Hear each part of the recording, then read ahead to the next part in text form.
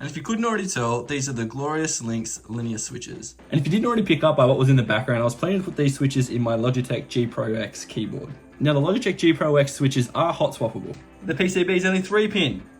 Oh, and what's this? The Lynx switches are 5-pin. Of course. So now I'm stuck with a whole lot of switches I can't use. But in saying that, if you have any suggestions of a good 60% keyboard, pop them in the comments below, because I need a new board to put these switches in.